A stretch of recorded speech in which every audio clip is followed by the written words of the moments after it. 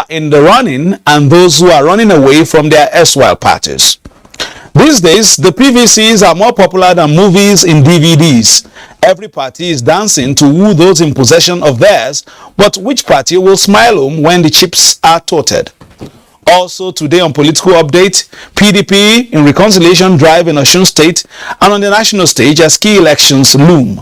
We have these and a myriad of questions as we navigate Nigeria's political labyrinth together. I'm Fisayo Ogunfuyi. Welcome. This week, President Muhammadu Buhari swore in 7 newly appointed ministers to fill existing vacancies in the Federal Executive Council created by the departure of those who resigned to pursue political aspirations.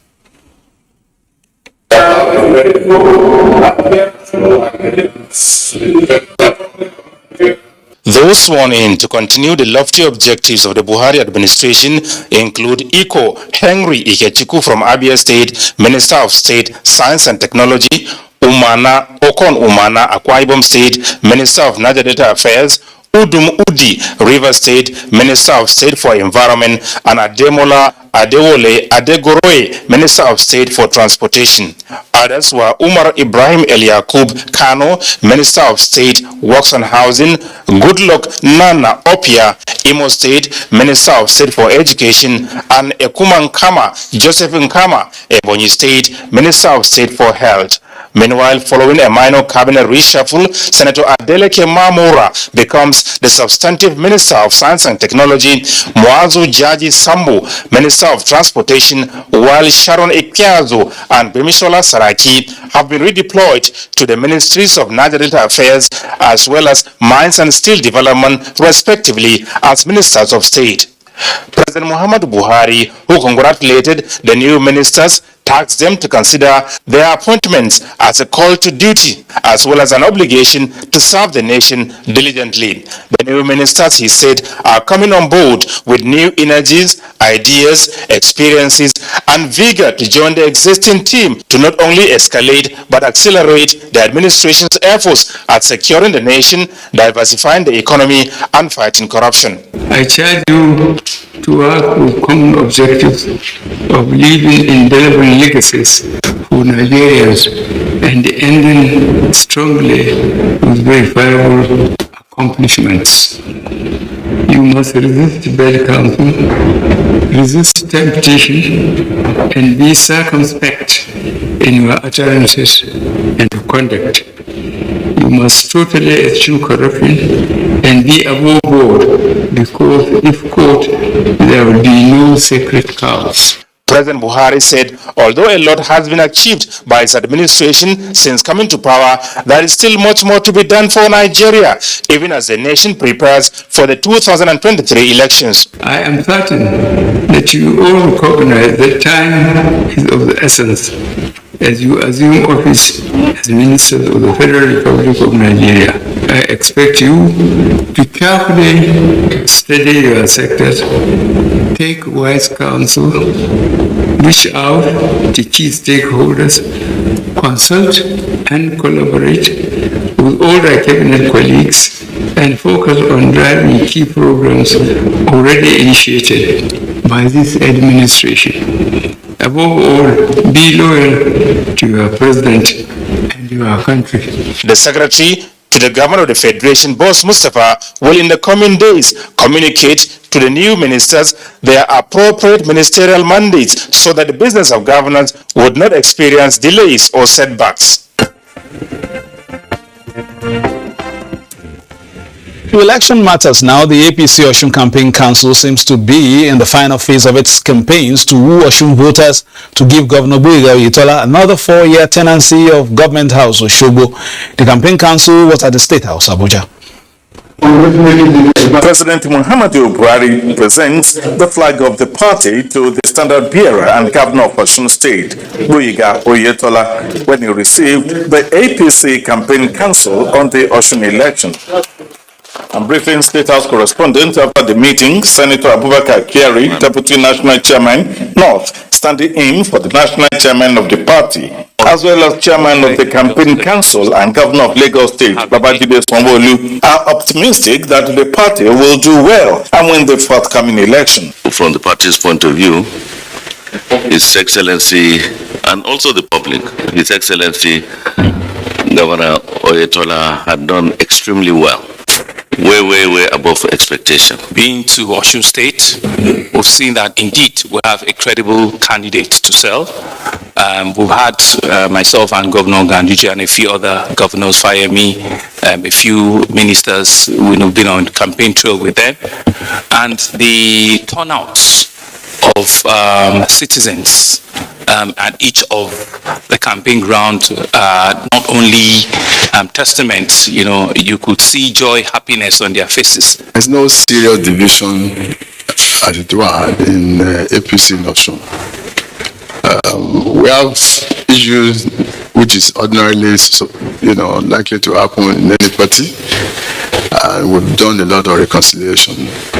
As I speak, a number of them have actually come back to join us, for this coming election. So I believe we are together with them. In addition to that, like was mentioned, not less than more than 10,000 the campaigns came from the other party, and we still have a lot of them that are supporting us. As for the question of performance, I believe by any standard I've done very well to deserve a second term. The Osun election is scheduled for 16th of this month, and the incumbent governor, Gboyega Oyetola, is seeking for a second term in office. Osun State in just about a week will offer Nigeria the next installment of its election watch. The electorate, the umpire, security agencies, the parties and the candidates are counting down to D-Day with a mixed bag of optimism and anxiety. In parts of the state, they say if you dig a little, you would find gold, but nothing can be more valuable than the people's vote of confidence on the 16th of July. Joining us today from our Ibadan Network Center, but is stuck in traffic, so we'll join him via Zoom, is a member of the APC National Campaign Council and Chief Press Secretary to Governor Oyetola, Ismail Omikpidon. Thank you for joining us. The pleasure is mine. Good afternoon. All right, now the other parties say they are also coasting home to victory. Are you expressing the same level of confidence in your camp? Well, I think the election is for us to lose. How do I mean?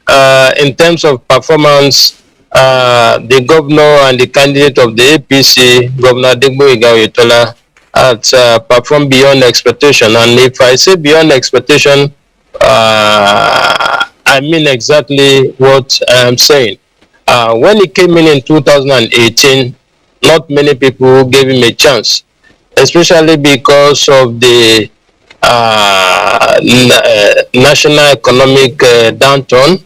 A lot of people express worry if he will be able to even pay salaries, let alone do other work. But as I speak to you, it is about 3.5 years down the line. The governor has been paying salaries regularly, including pensions and gratuity.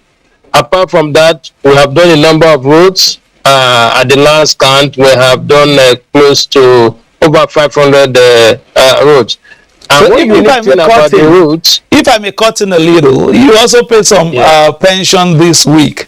It looks as if the timing is suspicious. No, it's not suspicious. Actually, we make the releases every month after paying salaries.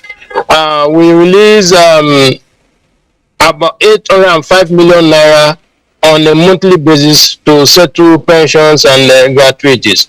As I speak to you, Osun is among the 5 states that have been adjudged to be doing very, very well in terms of contributory pension. The report was released about a week ago or so it's not, there's nothing suspicious about it.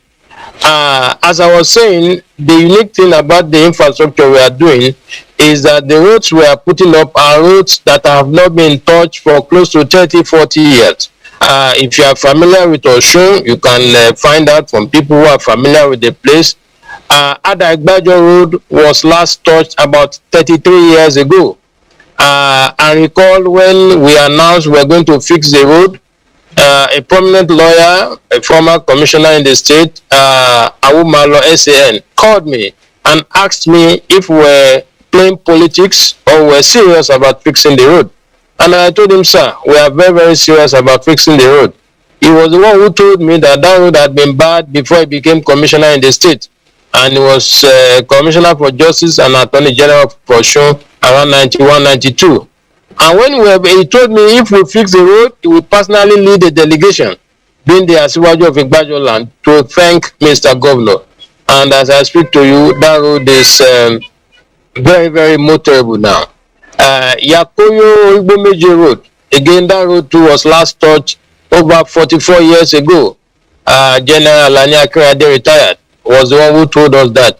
In fact, on the day we're inaugurating the road, he stated it publicly that when Baba Bisi Akande was in power, he tried to get him to fix the road, and Baba promised him that if he returned for the second term, he was going to fix the road. Unfortunately, Baba didn't get a second term.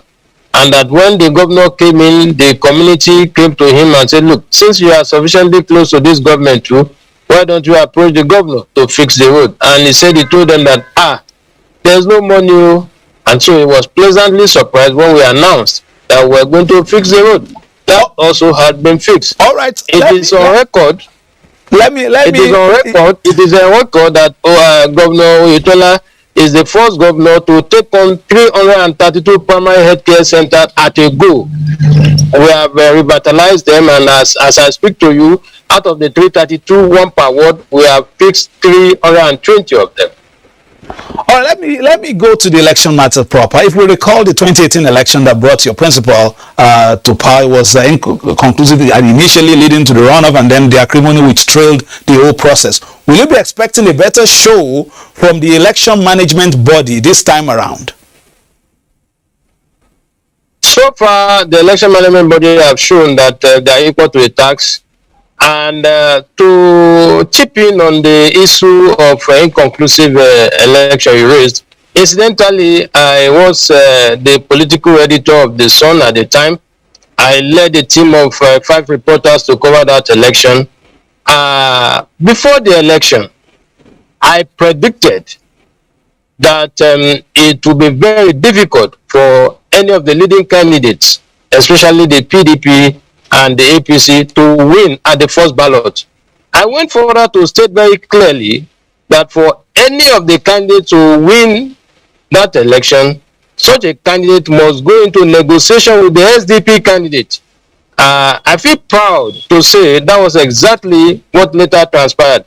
Now, what made APC to struggle to win that election were very clear, because in the days, months, weeks leading to the election, some of us did a lot of analysis to extract some of the issues. And what are those issues? There were issue of salaries, there were issue of single uniform, there were issue of reclassification of schools, and a lot of them. And I beg both to say that today, all of those issues have been resolved by Mr. Governor. And so we don't expect inconclusive this time around. We expect a landslide victory against the opposition party. Okay, yeah, let's move on now. You seem to have taken one of my questions already. So let's say that some allegations, about the current government being hand in gloves with some Chinese companies whose mining practices have not been particularly above board. What is your reaction to this? Well, it is very unfortunate that some politicians, out of desperation, who make claims that are unverifiable. As a matter of fact, on Wednesday, there was a governorship debate put together by Arise Television, and one of the candidates of one of the governorship candidates, in person of Dr. Ake Ogunbiyi, made allusion to the fact that the state government was partnering with Chinese company. In fact, without waiting for, immediately I went on my social media handles to say that the claim was false, because the only company we are partnering with is a Canadian company, and Segilola, everybody know who owns Segilola. Now, unfortunately for us, there was a fact checker who carried out a quick fact check on the matter, and they put it to Dr. Agnew Ogunbiyi in the presence of everyone there that what he said wasn't correct. They read out what came out of their investigation. So I was surprised that the next day, the governorship candidate will still make claim to the same matter. As a matter of fact, since the creation of the state, our government was the first government that will take deliberate steps to reform the mining sector. Those licenses were lying low until we came in. And as I speak to you, we are partnering with Badger Mines to come up with a good buying center. And we have reached close to 70-75%. And I want to say today that with our investment in the mining sector so far, in another year or so, we are not likely to be going cap in hand to Abuja to beg for money to fix some of our infrastructure. All right, I'll come back to you. I need to take a few reports from the other side as well. The People's Democratic Party Special Reconciliation on Osun and Lagos states have submitted its report, of course, on Osun State to the national leadership of the party. Chairman of the Special Reconciliation Committee for Osun and Lagos States, Itayo Jegede, senior advocate of Nigeria and former governorship candidate of the PDP in Ondo State, submitting interim report on its efforts to reconcile aggrieved members in the two factions in the state. Good news, the factions have resolved to work for the victory of the party in the forthcoming governorship election. We were also able to extract commitments from all the sides that the only way to achieve success is if you have a united front. United front, by the grace of God, is what we have worked on. In spite of your assignment in Osun and Lagos, I want you to take this opportunity, just like you did Osun, to hit the ground in Lagos. They submitted one volume interim report on Osun State alone is in view of the closeness of the governorship election, as the leadership of the party agreed with the report that Osun State is waiting for the PDP to return to power. Meanwhile, the People's Democratic Party has embarked on a nationwide permanent voter card sensitization appeal, making an appeal to Nigerians to get their PVCs to make the desired impact on the general elections next year. College leveraging on the period for continuous voter registration exercise extended by INEC to Nigerians. You may not be wrong. PDP is among those taking advantage of the extension. So it is the time to act now. You have to go out there, get people informed, let them come out and get their PVC. What started as an in-house sensitization at the National Secretariat now take it to the party's legacy house in Abuja, where a national sensitization and roadshow was flagged off. And those who have not registered can take the window now that are available by INEC to go ahead, come out en masse and register and pick up the permanent voters card. Women constitute a large percentage of the population, over half, and they need this sensitization. We are targeting 10 million youths.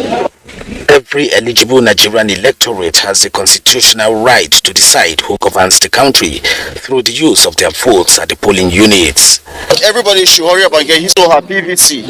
And without your PVC, you are nothing. Let the message go down to the grassroots, just not the grassroots, to the state.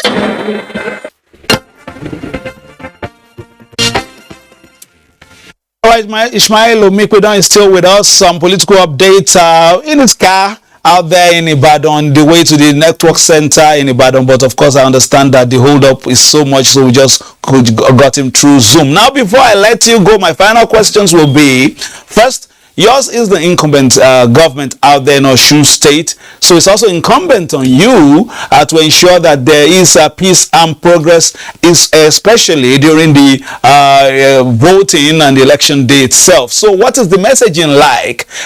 Is it about using the fist or using the thumb? It's about using the thumb. As a matter of fact, since we started our campaign, today we'll be rounding up the local campaign rallies. We are going to the 30th local government area, if South to be specific. And in all the places we've been to, we have always preached the message of peace.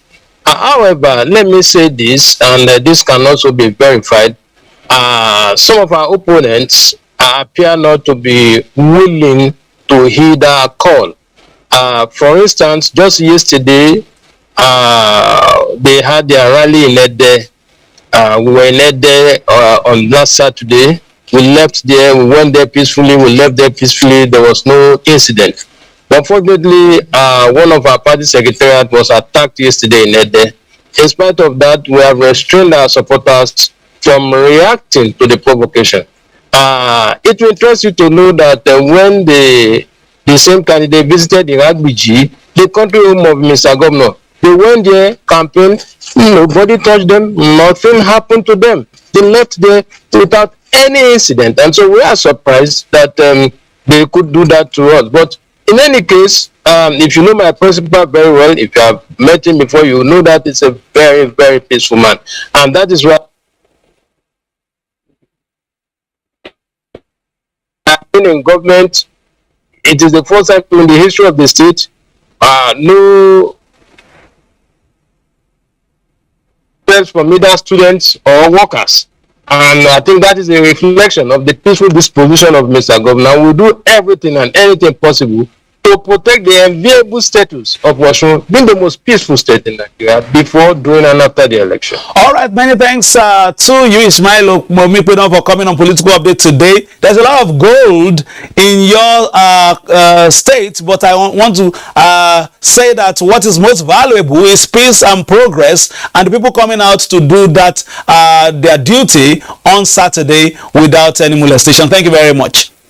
We will ensure that, I promise. Thank you. All right, that's the program today. Political updates, of course, this rounds of the program for the week. Mr. Ogufu is my name, thanking you for being a part of it. And of course, we keep an eye on the United Kingdom, where the Prime Minister is just sitting and waiting for who will take over later. And of course, our condolences to Japan as well. Lost their former Prime Minister on, very tragic situation out there in Tokyo. So thank you very much for being a part of it. We will, of course, return on Tuesday, of course, with another package. Don't forget to continue with the Nigerian Television Authority, where we give you the very best of news, reviews, previews, and interviews, Africa's finest and largest. And it is the season. 1 week to Osun elections. Play your politics for the greater good. Bye-bye now.